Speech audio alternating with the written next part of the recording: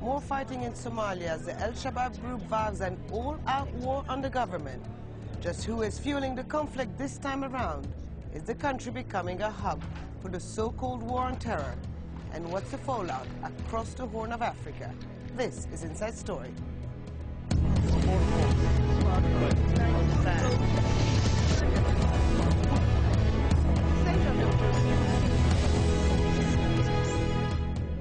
Hello and welcome to the program. I'm Hud Abdel Hamid. Somalia's spiraling instability has reached the capital. Last week, anti-government forces surrounded Mogadishu, prompting violent reaction from African Union troops. The government says it is fighting back, but with opposition groups controlling most of the country, the government could be facing a losing battle. Bethan Howe reports. There were celebrations on the streets as Ethiopian troops left Somalia 1 year ago. With a new president in charge, many thought January 2009 spelled a new beginning for Somali security. Just over a year later, and thousands are fleeing the violence in Somalia's capital, Mogadishu. Just last week, scores were killed and injured in fighting between African Union troops and staunch supporters of the anti-government group al-shabaat. We're prepared to fight a holy war, and we'll annihilate those who damage our nation. We'll rid Somalia of them. The country hasn't had an effective government since its dictatorship was toppled in 1991. Warlords took control until the Union of Islamic Courts united to bring them down in 2006. But their control lasted just 6 months before Ethiopia invaded. The transitional government, which was established following the Djibouti conference back in 2004, has been headed by President Sheikh Sharif Sheikh Ahmed since last January. Since then, fighting has erupted between al-shabaat, pro-government troops, and the most recently formed Hizbul Islam. They all want Islamic law for Somalia. But the opposition groups want a stricter version of Sharia than the transitional government, and see the president as a traitor whose position is backed by the West. Now Sheikh Ahmed says a new offensive is about to be launched against al-shabaat. The armed forces, with all the government departments, promise the Somali people to free the country from the Shabaab movement and Al-Qaeda, as they do not serve the country or the religion. They bring in alien ideologies. The group controls around 3/4 of South and Central Somalia. But the fighting is not confined to the capital, as rival groups wrestle for control. Leaders of the anti-government groups blame outside influence for destabilizing Somalia. They claim Ethiopia, Eritrea and the West all have interfered in the interests of the country. And Western governments have been warning that Somalia has become a hub for terrorism, with al-shabaat on the United States list of terrorist organizations. Local feeling is increasingly against the African Union troops stationed in the country. The government may have plans to tackle al-shabaat, but even if it wins, that is just one battle in Somalia's ongoing struggle for peace. Bethan Howe, Inside Story. Well, joining our discussion today, in London, Zakaria Mahmoud Haji Abdu, chairman of the Alliance for the Re-Liberation of Somalia. Also in London, Muhdin Muhammad Ali, founder and director of the Center for Somali Policy. And in Minneapolis, Ahmed Samatar, professor and dean of the Institute for Global Citizenship at Macalester College. Gentlemen, thank you for joining me. Mr. Samatar, let me start with you. We've been hearing of an imminent major offensive in Mogadishu. How imminent is it really? I think there's a great deal of hyperbole in that. The current regime under Sharif doesn't have the kind of a capacity to even win around Mogadishu, let alone the rest of the country. So I think it's a great deal of bravado from my point of view. Okay, so Mr. Muhdin, considering what Mr. Samatar just said, what options does the transitional government have at the moment? I think the transitional government don't have too many options due to the collapse of the Somali institutes for 20 years ago. And any transitional government that have been put in office, they don't have any institutions. So this transitional government was built in the back of the collapse of the Union of Islamic Courts, and it was created in Djibouti. So when they come back to Mogadishu, they didn't have any institutions. When I say institutions, you mean police force or army services or any security in the country. So they have to start from scratch. Starting the situation in Somalia from scratch is a very, very difficult job to do. It's a monumental task. And I think that Sharif and his government, they have a very, very difficult job in their hands. And I think al-shabaab had been a strong side in this conflict for the last couple of years. And if they don't have any institution, I think al-shabaab will have a go at the transitional government, and this will put Sheikh Sharif's legality or legitimacy as a leader and his government into a question. And I think al-shabaab will have another hand if there isn't any institutions for Somalia, because in Mogadishu, Sheikh Sharif can use a clan militia to defeat al-shabaab. This will be seen as a counterproductive policy in Somalian tribal standards. So he has to create some form of institutions for him to defeat al-shabaab. So, Zakaria Haji Abdi, are we then talking that here what's really at stake is the survival of Sheikh Sharif and the transitional government? Well, I don't think it's not only that. I mean, the whole Somali people are actually at stake, their survival, because this war has been going on for a long time, and the casualties are too high, and there is always almost day in, day out shellings from the African Union contingent there, the so-called AMISOM forces. I think the problem is not only the TFG, the foreign intervention, i.e. the AU contingent and the regional countries spearheaded by the Ethiopians. These are the problem in Somalia, and unless this has been contained, I think the war will continue. The option that Sheikh Sharif has is to sit down with his Somali colleagues, with those who are fighting, the al-shabaab, Hizb al-Islam, and whoever else, okay, so and make reconciliation.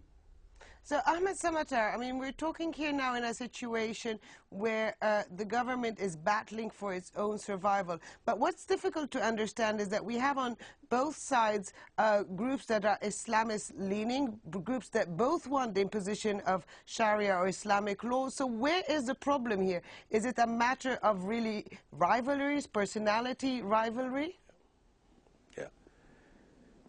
Yeah, I think the central problem is not so much the regional interference or the international interference, although that has something to do with the problem. The central problem is what I have called more than 12 years ago the Somali catastrophe, and that is the destruction of any sense of peoplehood as a nation, as a people, the demise of any kind of a national institutions, second level. And then the third level of the catastrophe is the absence of any kind of an elite leadership that has got the vision and the capacity to move the country beyond the last 20 years.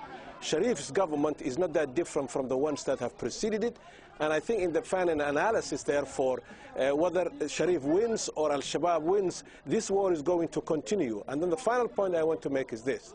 I think it is very important for the international community and those who are listening to this program to realize that there are other parts of the country that are relatively peaceful, that have some sense of who they are, and they have built some local institutions, such as Somaliland.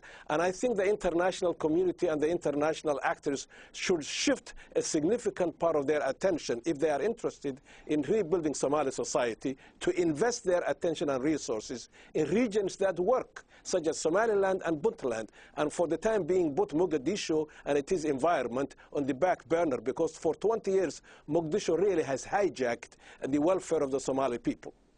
Okay, but Muhaddin Muhammad Ali, you were saying earlier that Shabaab was strong on the ground.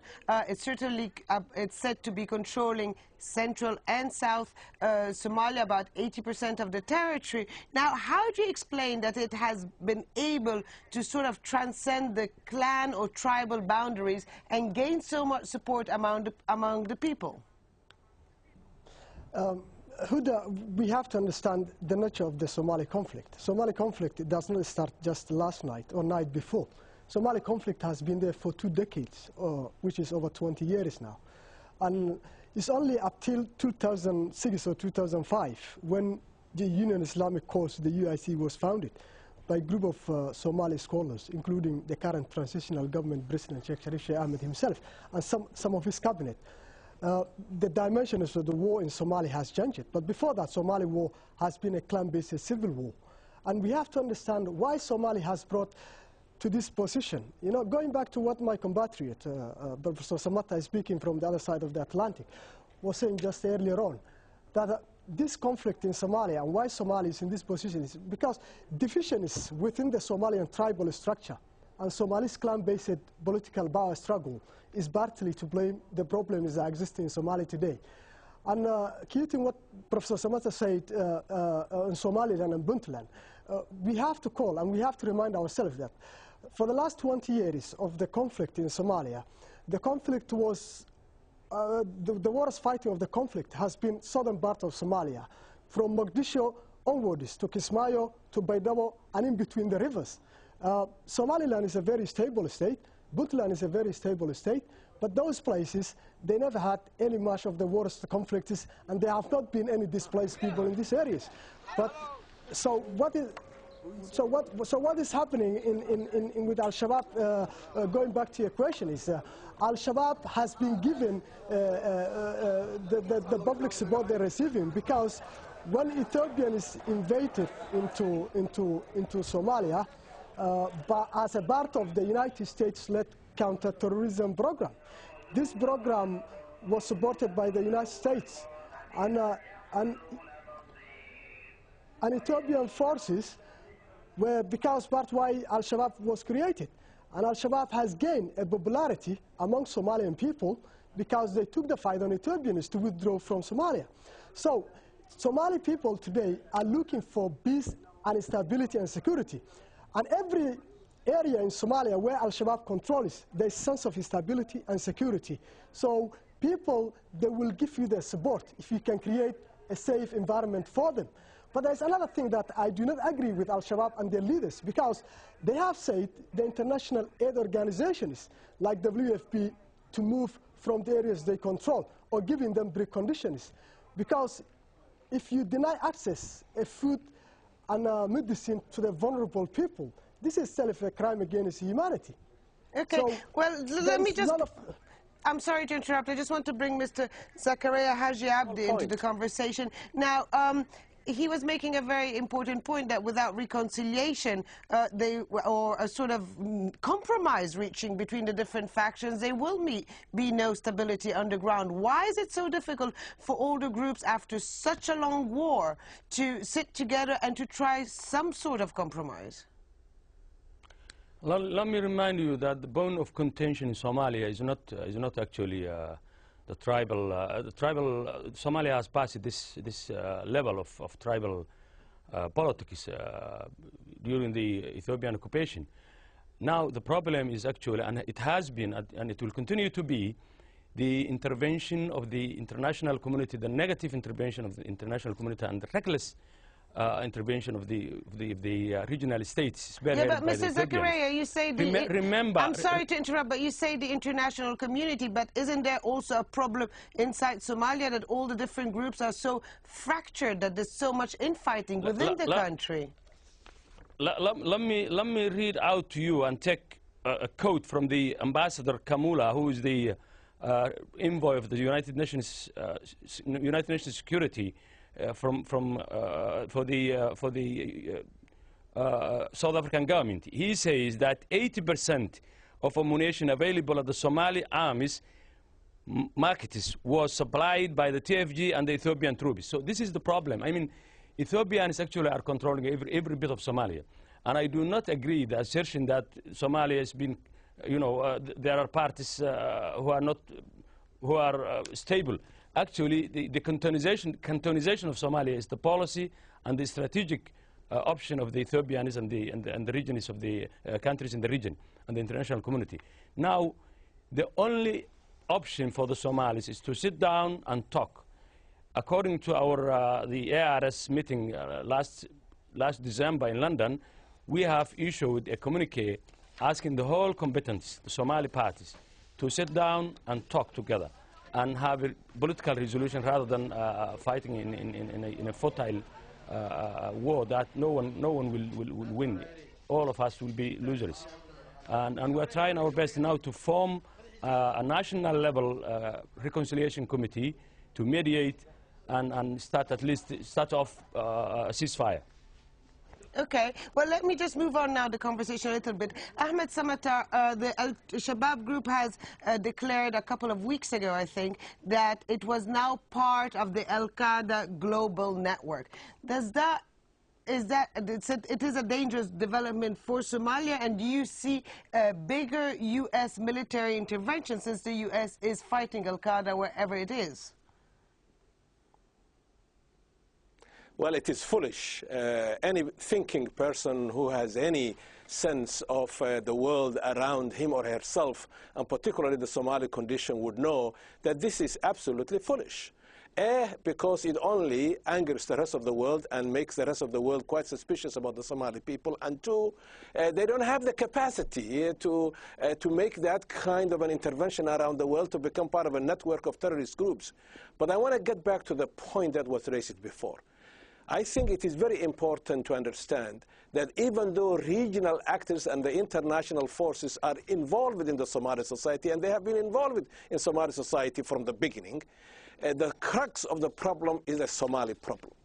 And from my perspective, after studying this for 25 years, the nature of the problem is such that the Somali elite, whether they are the opposition forces, whether they are al-shabaab, whether it is Sharif's government, the elite, Somali elite, is bent on using the state, what is left of it, or the creation of a new state, essentially as a scam, so that they can utilize for private gain the few gifts that come from the international system. We still have to see Somali elite components that really are focused on the national question. And then finally, I think it's important to note that the regions in the north, particularly Somaliland, but also Puntland, they might become part of the cantonization, as my colleague says, that the Ethiopians have in mind.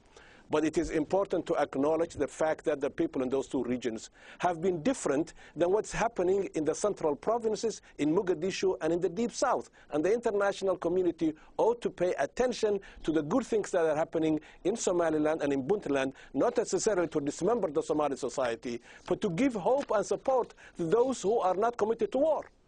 Okay, so Mahdeen Muhammad Ali, I mean, we were talking about just now about the international community and what should it do, but can the international community do anything? And is Ethiopia really the only, let's say, proxy player inside Somalia that could carry out any of the international community's policies? Huda, we have to understand that as the conflict goes on, there is more political differences that will come out. You know, since the collapse of the regime of Muhammad Siad Barre, the late dictator who died in 1995, Somalia has not had any institutions. They have put so many transitional governments in office, about 5 or 6. The international community, they're trying to find solution to the Somali war. But they are approaching the conflict from the wrong end. As Professor Samatar said, they have to look at the good things that are happening inside Somalia, like in Somaliland and Puntland. They create security. So international community will work and help those people. At the same time, trying to create peace and stability for the rest of Somalia. But they're not doing the conclusion on the right way. If I give you, for example, now, there is an African contingent from Burundi and Uganda in Somalia. I'm not undermining the efforts of the African Union peacekeeping troops in Somalia. Neither do I ignore their commitments to peace and stability in Somalia. But these African troops are very ill-equipped. I've said that before on this program on Al Jazeera. They're very ill-equipped and they're underfunded. When you are very ill-equipped and you're underfunded and you're trying to engage a peacekeeping mission in a combat zone like Somalia, your chances of making any impact are very, very premature. And I think these African troops in the country will not going to make any difference to what has been in hand before.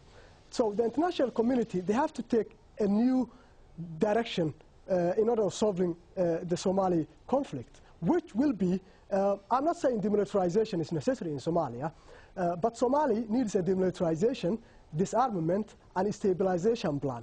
So when they disarm the whole nation, we can have a stabilization plan, and government can only be elected on that part of the stabilization plan. But what the international community is doing is they're calling groups who are not politically active in Somalia into Djibouti every 4 years now and again, and asking them to elect a president, and they will elect somebody, and they go back to Mogadishu, and the situation will get worse. Millions of people have died in this conflict, and millions more are displaced. If you look in displacement, there's two forms of displaced people. One is the IDPs, internal displaced people, and the other is IDPs, the external displaced people. Most of the Somalian people, they're either IDPs or they're EDPs. So majority of them, they are displaced within their own country. And there isn't any strong functioning government creating rule of law in Somalia, which will protect the welfare of the innocent people. So now, where do we go from now on? What al-shabaab holds for the future of Somalia? Yes. Okay, well, just Zakaria Haji Abdu, I mean, for a government to be able to impose security, it needs to extend really its control beyond a few blocks and the airport. Now, how does this government try to extend security across the country, and how does it build security forces when it's so when the country is so divided at the moment?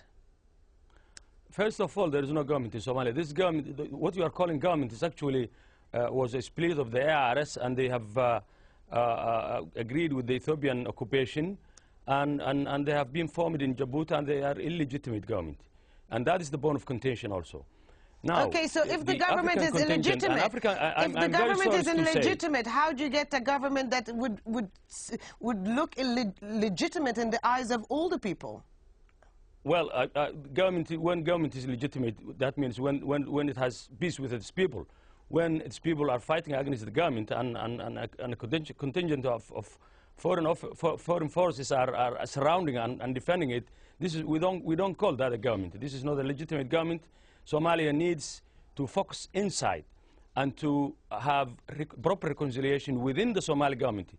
Those regions, those stable regions in Somaliland and Puntland, they have been formed locally, and there were no the Abdullah, there were no UN, there were no African Union, and that's why they are stable. This is what we need in Mogadishu. We need the Somalis to sit down and talk. Okay. Now, I'm very sorry to call the African Union, the UNISOM, as peacekeepers. These are the people who are committing daily war crimes against Somali people at the Olympic level, and they are butchering Somali, literally butchering Somali people. They must withdraw. They are war criminals. Another okay, Mr. Zakaria Haji Abdi, I'm sorry. I'm sorry, but we are reaching the end of the program, so I'd like to have a question to all three of you. All three of you said that you see that the conflict will go on in Somalia. So I'm going to ask just all three of you briefly to tell me how long do you think this conflict will go on and what exactly needs to be done to stop it, but really briefly. So I'll start with you, Mr. Zakaria. Yes, so long the negative intervention exists from the Ethiopians, from the AU forces, from the other international community, mainly United States and its Western allies, the problem in Somalia will continue. And the only solution is to leave the Somalis to talk by themselves and have a proper reconciliation inside their country and form their government, a legitimate government owned by the Somali people inside Somalia. Okay, Muhyiddin Ali, please. We have to realize that there have been conflicts around the globe. The only way to sort out Somali conflict is 20 years old. If you look Sri Lankan war, come to an end. If you look Liberia, if you look Sierra Leone, all these countries, Rwanda, they have been come to a conclusion. And the reason why, because the international community put pressure on the perpetrators of the war. They set up a war crimes tribunal for the people who have committed crimes against innocent people. So in Somalia, obviously, there have been people who have been killed. There have been people who are systematically been displaced. There are people who have been kidnapped. There have been people who are systematically being raped. Okay. So there's people who are carrying out of this for the last 20 years. Okay. So the only way to do it, get the perpetrators and the bankrollers of the conflict. Okay, thank you. And Ahmed Samatar, the last word for you, but briefly because we're running out of time. That's right. I think the central problem I have argued for 25 years is not so much the international community. The central problem is whether the Somalis are mature enough, whether they are inside the country or outside of the country, to think in terms of legitimacy and competence. If there is no legitimacy and competence in the affairs of political life of a community, no power on earth can fix it up. That has to come from the Somali people. Okay, thank you very much. I'd like to thank my guests, Zakaria Mahmoud Haji Abdi, Muhyiddin Muhyiddin Muhammad Ali and Ahmed Samatar. And thank you so much for joining us here on this edition of Inside Story. We welcome your comments and suggestions. Please email them to us at insidestory@aljazeera.net. Goodbye for now.